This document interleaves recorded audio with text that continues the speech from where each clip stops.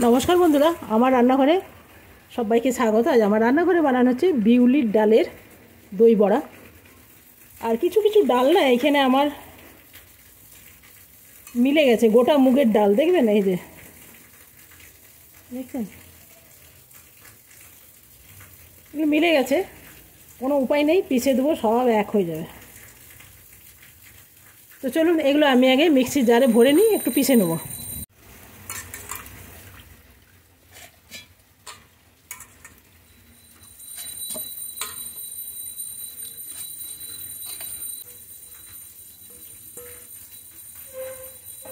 এটা আগে একটু শুকনো পিষে দেখি, এর মধ্যে জল যদি লাগে তাহলে সেরকম ভেবে দিতে হবে। হ্যাঁ, আগেই দিয়ে দেবো না, এটাকে পিষে নিই, এটা একটু পিষে নিই।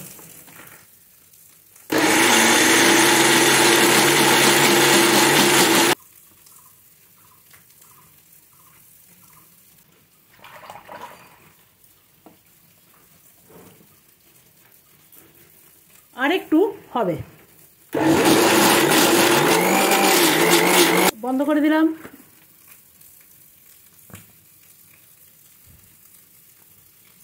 এরপরে একদম হয়ে গেছে।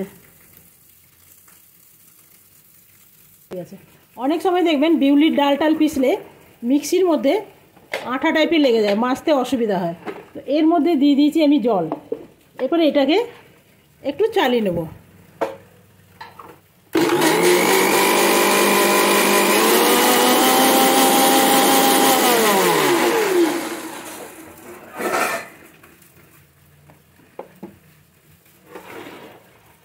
দেখুন একদম পরিষ্কার হয়ে গেছে। দেখুন এটা আমি বার করে নিয়েছি। আর এটা না খুব করে ফেটে নিতে হবে। আপনার যদি কারো উপরে রাগ আছে, কাউকে খুব খুব পিঠাতে ইচ্ছা করছে, তাহলে এইটার উপরে দেখে যান, একদম দেখবেন আপনার যত রাগ সব এর মধ্যে দেখাবার পর এটা ফুলে উঠবে, একদম লুচির মতন নরম হবে, সফট হবে, ফেটাতে হবে। তো চলুন আমিও রাগটা দেখাই। কার উপরে দেখাবো? আমার ছেলের উপরে। এখনও যা যা ওকে বলা হয়েছে এখনও অবধি কিছু করেনি, তো সেই জন্যে ওরই উপরে রাগটা দেখাই। হ্যাঁ, বলছে কাহে বদনাম কর রহে হ্যাঁ। দেখতেন কালোগুলো যেগুলো ছিল সেগুলো সব পেশা হয়ে গেছে। পিস ফেটতে হবে প্রায় 15 থেকে 20 মিনিট। তবে জানেন তো, যে কেক ফেটারগুলো যে থাকে সেটা দিয়ে করে নেন, কিন্তু হাতের মতন কোনো জিনিস নেই। তো আমি ফেটাবো হাত দিয়ে, আমার ঘরে আছে কেক মেশিন, তো আমি হাত দিয়েই ভালো ফেটাবো। মেশিন আর হাত তফাৎ তো আছে বলুন, তাহলে হাতের কাজের এত জিনিসের দাম হবে কেন? চলুন আমি ফেটিয়ে ফিরে আসছি। যত যা রাগ আছে সব এর উপরে দেখিয়ে দিলাম। রাগ দেখাবার পর এটা নিজেই অটোমেটিক ফুলে উঠেছে। রাগ দেখাবার পর মানুষ ফুলে উঠে না, যাকে মারছেন সে তো একটুখানি রাগ করবেই না, যাকে যার উপরে রাগ দেখেছি সে এখন ফুলে উঠেছে। এরপর ভাজার জন্যে রেডি। তো চলুন, সময় লাগে জানেন, এইসব জিনিস বানাতে সময় লাগে। চলুন, শক্ত হয় শক্ত হবে, নরম হয় নরম হবে। আর করতে পারছি না, হাত ব্যথা হয়ে গেল। দিয়ে দেবো তেল, তেলটা একটু গরম হতে দিই। এইখানে নিয়ে নিলাম একটু জল, এমনি প্লেন জল। এর মধ্যে দিয়ে দেবো একটু নুন, নুন জলে ডুবি ডুবি রাখবো। দই কালকেই আমি বসিয়ে রেখেছিলাম, এই যে দেখছেন এখানে আছে এমনি প্লেন জল, আর নিচে দিয়ে দিয়েছি নুন।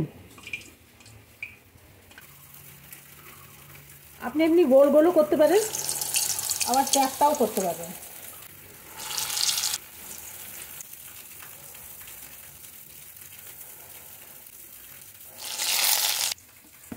আচ্ছা, আপনাকে দেখানো হয়নি, এটা হবার পর এমনি ভেসে উঠবে। এই যে দেখছেন ভেসে উঠেছে।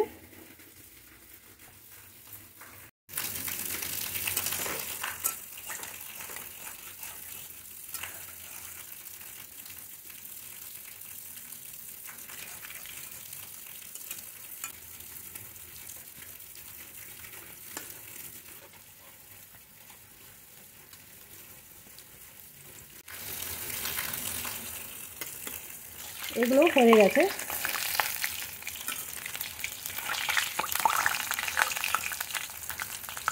লাল লাল হয়ে এসছে, মানে হয়ে গেছে।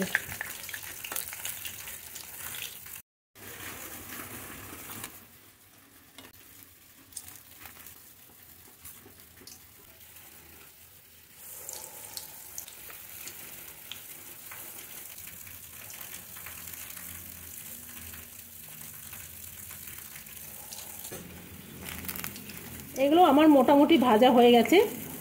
এরপরে আমি উঠিয়ে নেবো। বেশি লাল লাল করলে ভাজলে আবার এর মধ্যে দইটা ঢুকবে না। তবে এগুলো আমি কিছুক্ষণ জলে ভিজিয়ে রাখবো। এগুলো আমি উঠিয়ে নেব। এগুলো একটু ঢাকা দিয়ে আমি রেখে দেবো।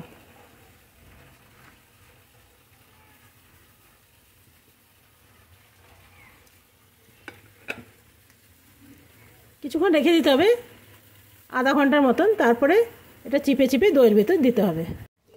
এইখানে দিয়ে দিলাম সামান্য ধনে পাতা। আর এইখানে কিছু দেবো না, খালি নুন দিয়ে আমি পিষে নেব। দিয়ে দিলাম সামান্য জল। দই বড়াতে একটু গ্রিন চাটনি হলে ভালোই হয়।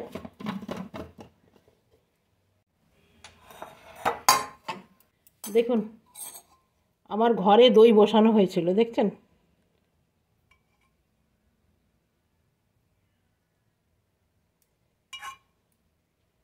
খেতেও ততটাই ভালো হয়েছে। দারুণ দারুণ বলতে পারেন।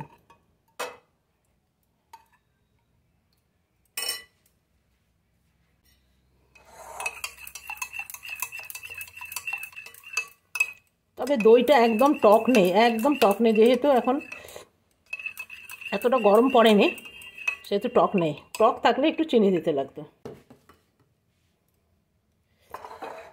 এখানে জায়গাটা আমার একটু ছোটো হয়ে গেছে। এই যে দই বড়াগুলো হাতে করে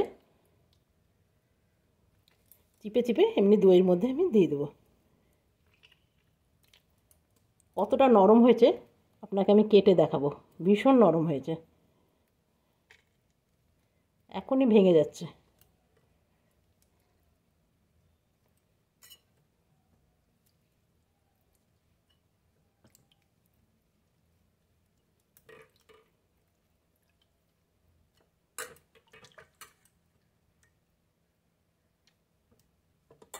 সুন্দর করে একটু এর মধ্যে দই দিয়ে দেন উপর থেকে। জলটা আমি যতটা পেরেছি চিপে দিয়েছি। ছোটো ছোটো হাতা চামচের এখানে এমনি আছে, নিয়ে আমি একটা।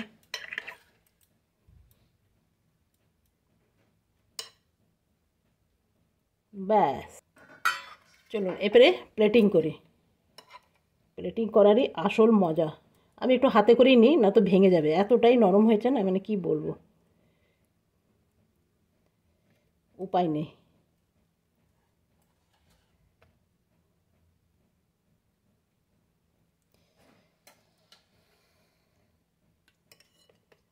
উপর থেকে দেব একটু দই।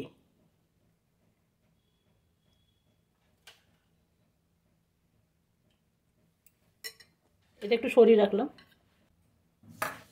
এখানে এবারে কিছুগুলো মশলা অ্যাড করব। এটা হলো ভাজা জিরের গুঁড়ো। এটা আমার বাড়িতে কড়াই ছিল, সেজন্য আর করলাম না। এখানে দিয়ে দেবো একটু কাশ্মীরি লঙ্কা গুঁড়ো। ঝাল লঙ্কা দিলাম না, সব লাফিয়ে উঠবে। খাবারটাই খাবে না, তাহলে আর কি লাভ বলুন। এইখানে দিয়ে দেবো যে গ্রিন চাটনিটা করলাম সেটা।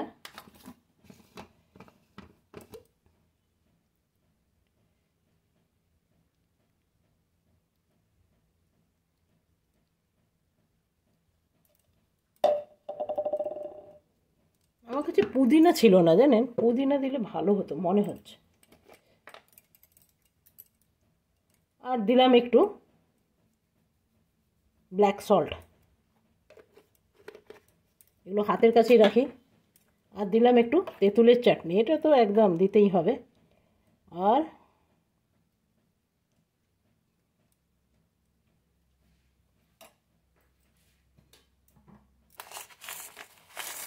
উপর থেকে দিয়ে দেবো এমনি একটু ঝুরি ভাজা।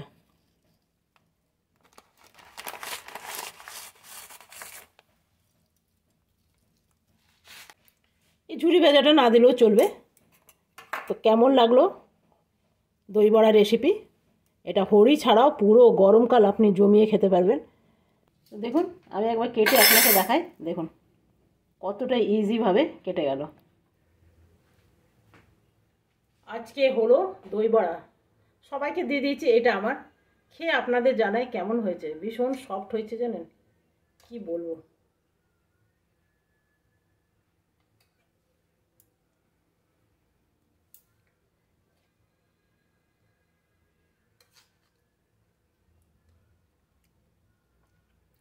সব থেকে ভালো হয়েছে কি বলুন তো,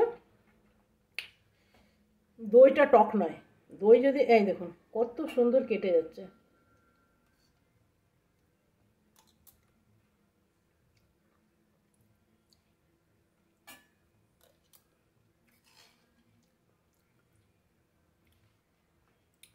তো চলুন আপনাদের আরও একবার সবাইকে হ্যাপি হোলি।